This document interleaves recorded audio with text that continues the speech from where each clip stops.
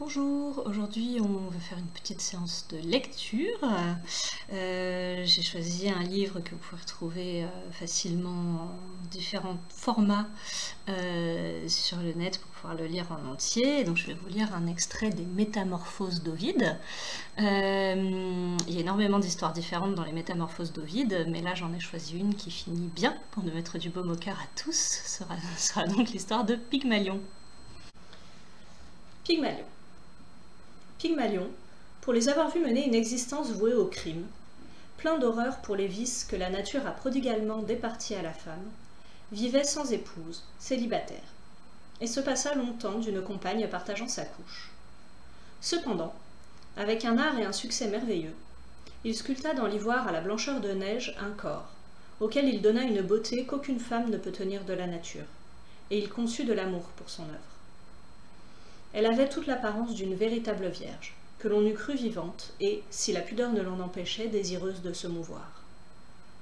Tant l'art se dissimule grâce à son art même. Pygmalion s'émerveille, et son cœur s'enflamme pour ce simulacre de corps.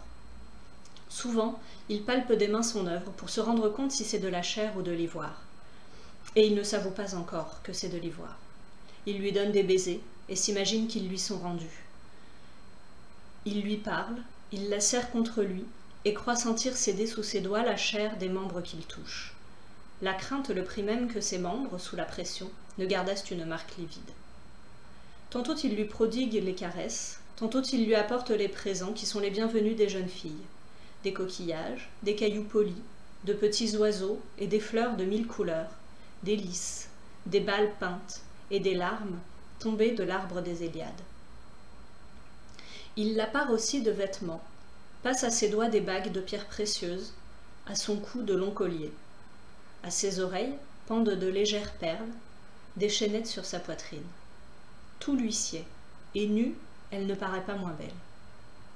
Il la place sur des coussins teints avec le murex de Sidon. Il lui décerne le nom de compagne de sa couche. Il fait reposer son cou incliné sur un molle amas de plumes, comme si le contact devait lui en être sensible. Le jour de la fête de Vénus, que tous Cypre célébraient en foule, était venu. Les génisses au cou de neige, l'arc de leurs cornes tout revêtu d'or, étaient tombés sous le couteau, et l'encens fumait à cette occasion. Pygmalion, les rites accomplis, se tint debout devant les autels, et, d'un ton craintif, « S'il est vrai, ô Dieu, que vous pouvez tout accorder, je forme le vœu que mon épouse soit, et comme il n'ose dire la Vierge d'Ivoire, semblable à la Vierge d'Ivoire, dit-il. Vénus, qui assistait en personne, resplendissante d'or, aux fêtes données en son honneur, comprit ce que voulait dire ce souhait, et, présage de l'amitié de la déesse, la flamme 3 fois se raviva, et une langue de feu en jaillit dans l'air. Rentré chez lui, Pygmalion se rend auprès de sa statue de jeune fille, et, se penchant sur le lit, il lui donna des baisers. Il lui sembla que sa chair devenait tiède. Il approche de nouveau sa bouche. De ses mains, il tâte aussi la poitrine. Au toucher, l'ivoire s'amollit et, perdant sa dureté, il s'enfonce dans les doigts et cède, comme la cire de l'hymette redevient molle au soleil, et prend docilement sous le pouce qui la travaille toutes les formes, d'autant plus propre à l'usage qu'on use davantage d'elle. Frappé de stupeur, plein d'une joie mêlée d'appréhension et craignant de se tromper, l'amant palpe à nouveau de la main et repalpe encore l'objet de ses vœux. C'était un corps vivant. Les veines battent au contact du pouce. Alors, le héros de Paphos, en paroles débordantes de reconnaissance, rend grâce à Vénus et presse enfin de sa bouche une bouche qui n'est pas trompeuse. La Vierge sentit les baisers qu'il lui donnait et rougit, et, levant un regard timide vers la lumière, en même temps que le ciel, elle vit celui qu'il aimait. À leur union, qui est son ouvrage, Vénus est présente.